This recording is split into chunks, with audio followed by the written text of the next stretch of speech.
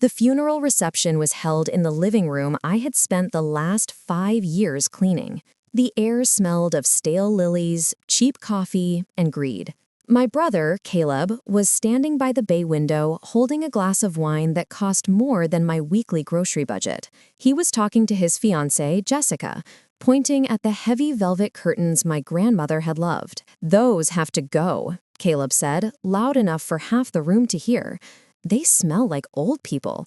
We'll rip them out, open up the space, maybe knock down that wall to the kitchen. An open concept would double the value." I stood in the doorway, holding a tray of cucumber sandwiches. My feet throbbed. I was wearing the sensible black flats I used for doctor's appointments because I didn't own funeral heels. My mother, Helen, rushed over to me. She wasn't grieving, she was hosting. "Maya, the ice bucket is empty," she hissed, snapping her fingers near my face. "And Caleb's friends need more napkins. Don't just stand there staring into space. Make yourself useful." I started, my voice raspy from crying earlier that morning. "Just get the ice," she interrupted. "Honestly, Maya, Mom has been gone for 3 days and you're still moping. Caleb flew in all the way from Miami. He's exhausted. Try to support your brother." I looked at Caleb. He looked tan, rested, and vibrant. He was wearing a tailored suit and scrolling through Instagram while people offered him condolences for a grandmother he hadn't visited since Christmas of 2021. "Right," I said. "I'll get the ice." I walked into the kitchen, my battlefield. This was the room where I had crushed pills into applesauce because Nana Rose couldn't swallow. This was the room where I had cried silently at 3 a.m. waiting for the ambulance. This was the room where I had aged 10 years in 5. I filled the bucket, my hands were shaking. Nana Rose had been difficult. Dementia does that. It takes the person you love and replaces them with a frightened, angry stranger. For 5 years, I had been her nurse, her maid, her cook, and her punching bag. I moved in when I was 24, right after she broke her hip. My parents said they couldn't do it because of their social calendar. Caleb said he couldn't do it because he was building his brand. So it fell to me, the quiet one, the one who didn't have a real life to interrupt. I walked back out to the living room. My father, Arthur, was clapping Caleb on the back. "It's a lot of responsibility, son," Dad was saying, "inheriting an estate like this. But we know you'll do right by it. It's prime real estate." "I've already got a realtor lined up," Caleb bragged. "We list it next month. The market is hot. With the proceeds, I can finally launch my tequila line." I froze. They were selling the house? Nana's house? The house where I lived? "You're selling it?" I asked, setting the ice bucket down on the coffee table. The room went quiet. Caleb looked at me with a pitying smile. "Maya, come on, you didn't think we'd keep it, did you? It's a mausoleum. Besides, you need to move on. You've been hiding in this house for too long. It's unhealthy." "We're doing this for you, sweetie," Mom added, putting a hand on my shoulder. "We want you to have a life. Once the house is sold, you can find a nice apartment, maybe get a job at the mall." "I have a job," I said quietly. "I'm a freelance editor." "A hobby," Dad corrected. "Caleb has a career. This inheritance is going to secure the family legacy." "The family legacy? A tequila line?" "Nana promised I could stay," I said. "She told me this was my home." Caleb laughed. It was a short, cruel sound. "Maya, Nana was senile. She told the mailman he was President Eisenhower. You can't rely on the ramblings of a sick woman." "She wasn't always sick," I said. "Look," Caleb checked his watch. "The lawyer is coming at 4 p.m. to read the will. Let's just get the formalities over so I can sign the listing agreement. I have a flight to catch tomorrow." He turned his back on me, dismissing me as easily as he would a waiter. I looked at them, my family. They were vultures in designer clothing, picking the meat off the bones of the woman I had loved, while telling me I should be grateful for the scraps. But they forgot one thing. Nana Rose might have been sick. She might have been confused, but she wasn't blind. The lawyer arrived promptly at 4 p.m. Mr. Sterling was an old-school attorney, 3-piece suit, leather briefcase, a face carved out of granite. He had been Nana's lawyer for 40 years. He knew where all the bodies were buried because he had dug the holes. He declined my mother's offer of coffee. He declined Caleb's offer of a handshake. He just walked to the head of the dining room table and set his briefcase down with a heavy thud. "Please sit," Mr. Sterling said. My parents and Caleb took the chairs on the left. They sat up straight, eager, practically vibrating with anticipation. I sat alone on the right, my hands folded in my lap. "We are here to read the last will and testament of Rose Marie Bennett," Mr. Sterling began, putting on his reading glasses. "Cut to the chase, Sterling," Dad said, leaning back. "We know the drill. Split 3 ways, house goes to the executor, me to be liquidated." Mr. Sterling looked over his glasses. "Is that what you think?" "It's what she said 10 years ago," Mom said, "before she lost her faculties." "Rose updated her will 6 months ago," Mr. Sterling said calmly. The air left the room. 6 months ago? Caleb frowned. But she was totally gone then. She didn't know her own name.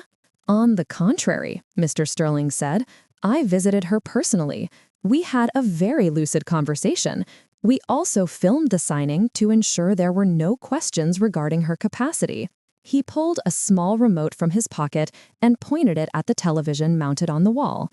The television I had bought so Nana could watch her old movies. The screen flickered to life, and there she was. Nana Rose, sitting in her favorite armchair by the window. She looked frail, her hair thin, her hands trembling slightly. But her eyes were sharp, blue steel. "My name is Rose Bennett," the video Nana said. Her voice was raspy but clear. "Today is October 14th. I am of sound mind, and I am making this video to explain my final wishes." My mother gasped. "She looks terrible. Look at that bruise on her arm. Maya, were you hurting her?" "That was from the IV amine," I whispered, "when she had pneumonia. The pneumonia you didn't visit for." "Quiet," Mr. Sterling ordered. On the screen, Nana took a breath. "For the last 5 years, my health has declined. I have needed help with everything: feeding, bathing, walking. It is a humiliating thing to lose your independence." She looked directly into the camera lens. "My son, Arthur. My daughter-in-law, Helen. My grandson, Caleb." Caleb sat up, smiling. "Here we go." "I love you," Nana said, "but love does not equal inheritance." Caleb's smile faltered. "In the last 5 years, Arthur, you have visited me 4 times. Each time, you asked for a loan. Helen, you came for Christmas dinner, complained about the food Maya cooked, and left before dessert. Caleb?" She paused. A look of profound disappointment crossed her face. "Caleb, you visited once. You took a selfie by my hospital bed. You captioned it, 'Prayers for Nana.' Then you left to go to a club. You didn't even say goodbye." "That's not true," Caleb shouted at the screen. "I was busy. I sent flowers." "Maya," Video Nana said. I looked up, tears blurring my vision. "Maya gave up her 20s for me," Nana said, her voice softening. "She cleaned me when I soiled myself. She sang to me when I was scared of the dark. She held my hand when I forgot her who I was, and she told me it was okay. She didn't ask for money. She didn't ask for credit. She just loved me." Nana leaned forward. "My family assumes that because I am old, I am blind. They assume that because Maya is quiet, she is weak. They are wrong. I hereby revoke all previous wills. I leave the sum of $1 to Arthur Bennett, $1 to Helen Bennett, and $1 to Caleb Bennett." "This is a joke," Dad whispered, his face turning purple. "The remainder of my estate," Nana said, "including the house, the investment portfolio, the jewelry, and the residual trust, I leave to my granddaughter, Maya Bennett." She smiled, a mischievous, triumphant smile I hadn't seen in years. "And to my son Arthur, since you think the house is such a burden, you won't have to worry about it. Maya isn't going anywhere." The video cut to black. The silence in the dining room was absolute. It was the kind of silence that follows a bomb blast before the ringing in your ears starts. Then, the explosion. "You manipulated her," Mom shrieked, jumping to her feet. She pointed a shaking finger at me. "You poison! You spent 5 years whispering in her ear. You turned her against us." "Undue influence," Dad shouted, slamming his hand on the table. "Sterling, this won't stand. She was mentally incompetent. Maya obviously coerced her. Look at that video. She was reading a script. Maya probably wrote it." Caleb looked at me, his eyes cold and predatory. "You played the long game, didn't you, sis? Acting like the martyr. Poor Maya, changing diapers. You were just securing the bag. That's sick." I sat there, gripping the edge of my chair. The accusations washed over me like sewage. "I didn't know," I whispered. "She never told me." "Bullshit," Caleb spat. "You knew she had millions in that portfolio. You sat here waiting for her to die so you could cash out."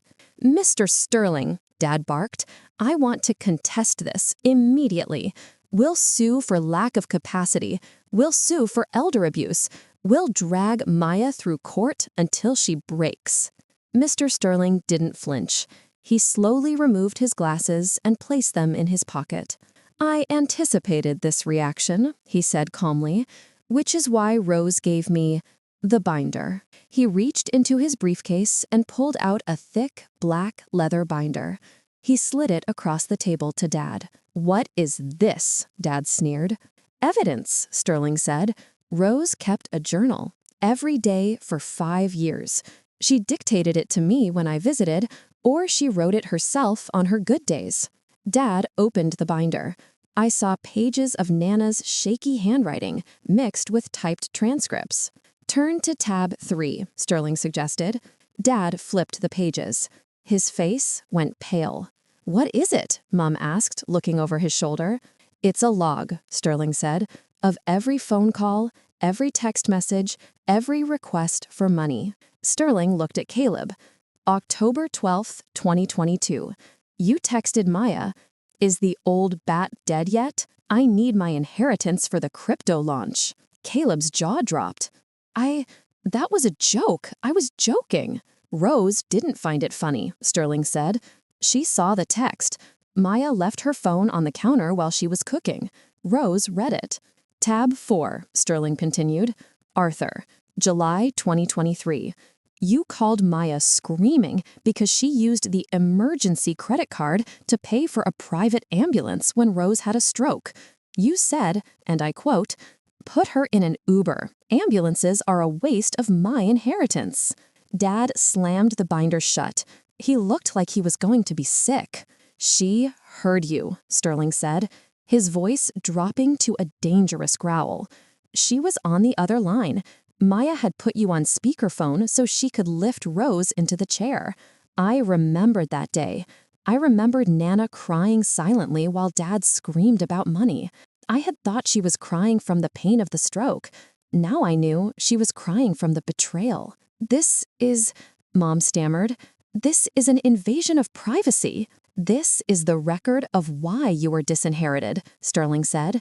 "If you contest the will, I will file this binder into the public probate record. Every text, every slur, every greedy demand will be a matter of public record.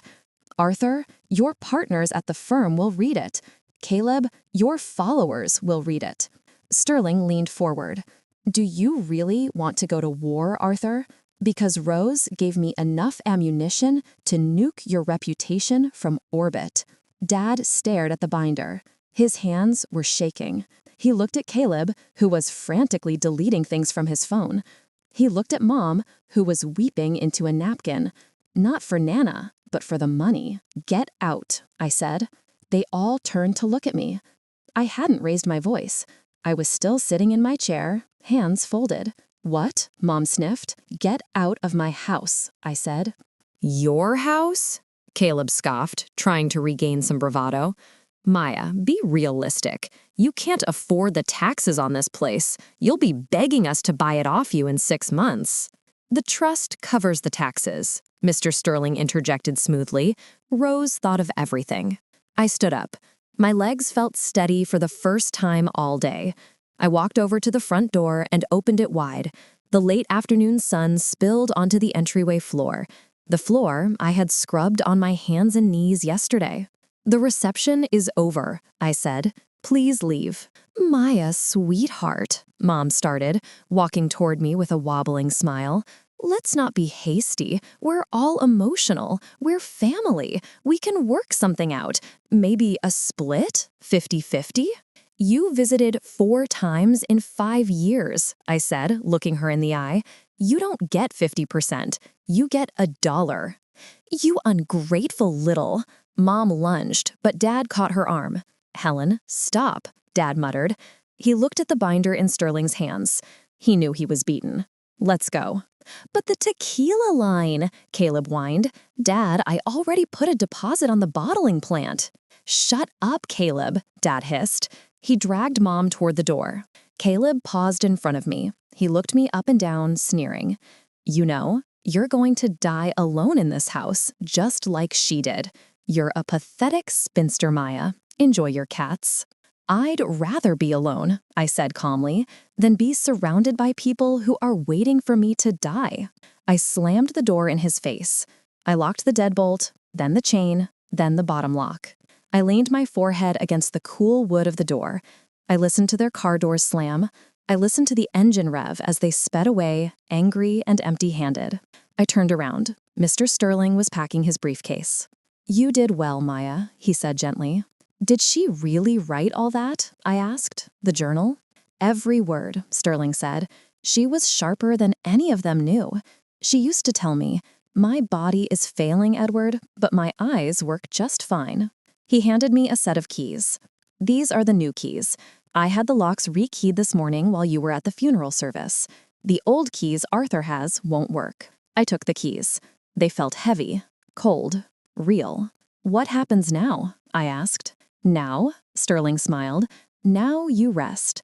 The probate process is automatic. The accounts will be transferred to you by Monday. You are a wealthy woman, Maya. You never have to work again if you don't want to." He walked to the door. "Oh, and one more thing. Rose left a letter for you. Personal. It's on her nightstand." He let himself out. I was alone in the house. For 5 years, this house had been filled with the sounds of illness. The oxygen machine, the beeping monitors, the coughing. Now, it was silent. But it wasn't an empty silence. It was a peaceful one. I walked up the stairs. I walked past the guest room where Caleb had refused to sleep because the mattress wasn't firm enough. I walked past the bathroom where I had bathed my grandmother like a child. I entered her bedroom. It still smelled like lavender and peppermint rub. Her bed was perfectly made, the way she liked it. On the nightstand sat a white envelope. For Maya. I sat on the edge of the bed and opened it. "My dearest Maya, if you are reading this, the sharks have been chased away. I hope Edward made them squirm. He promised me he would. I know you are tired. I know you feel like you lost your 20s to this old house and this old woman. I saw you crying in the pantry, my love. I heard you praying for strength. I couldn't give you your time back, but I could give you a future. They think you are weak because you serve. They don't understand that love is the strongest thing in the world. It is harder to stay than to leave. It is harder to care than to ignore. You were the only one who stayed. So live, Maya. Travel, paint. Turn this house into a sanctuary or burn it to the ground and buy a condo in Paris. It's yours. You earned every brick. I love you. Nana." I held the letter to my chest, and finally, for the first time since she died, I cried. Not tears of exhaustion, tears of relief, tears of validation. The aftermath was exactly what I expected. The hoovering started 3 weeks later. That's what they call it when narcissists try to suck you back in. First, it was the flowers. Huge bouquets of white roses with cards signed, "Love, Mom and Dad." I donated them to the local nursing home. Then, the texts from Caleb. "Hey sis, crazy few weeks, huh? Look, I'm sorry about what I said. Stress gets to me. We're family. Let's grab brunch. I have a new business idea you might like to invest in. I blocked him. Then Dad showed up on the porch. I watched him from the living room window. He tried his key in the lock. It didn't turn. He jiggled it. He pounded on the door. Maya, open up. I know you're in there. The pool maintenance bill came to my house. You need to pay it. I didn't move. I sat on the new sofa I had bought, a bright teal velvet sectional that clashed beautifully with the old wood paneling.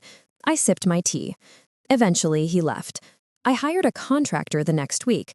I didn't tear down the walls like Caleb wanted. I restored them. I refinished the floors. I turned the guest room, the one Caleb hated, into a library. I turned the medical supply room into an art studio. 6 months later, I ran into Jessica, Caleb's ex-fiancée, at the grocery store. She looked tired. She wasn't wearing her ring. "Maya?" she asked, surprised. "Wow, you look great." "Thanks, Jessica," I said. I was wearing a new coat, my hair cut into a sharp bob. I felt great. "I heard about the inheritance," she said, looking down at her basket. "Caleb was furious. He lost the deposit on the factory. We broke up. He blamed you." "Of course he did," I said. "He's living in your parents' basement," she whispered, a hint of schadenfreude in her smile. "Your dad makes him pay rent." I laughed. It was a genuine, bubbling sound. "That sounds fair." "You know," Jessica said, leaning in, "they tell everyone you stole the money, that you forged the will." "Let them talk," I said. "They have a lot of time to talk now that they aren't invited to the parties." I paid for my groceries, organic produce, expensive wine, fresh flowers, and walked out to my car. I drove home, my home. When I pulled into the driveway, the sun was setting, casting a golden glow over the white shutters. It didn't look like a mausoleum anymore. It looked like a castle. I unlocked the front door and stepped inside. The silence greeted me like an old friend. I walked to the mantel where Nana's photo sat. I lit a candle next to it. "We're doing good, Nana," I whispered. I wasn't the nurse anymore. I wasn't the maid. I wasn't the invisible daughter. I was the keeper, and the sharks were never getting back in.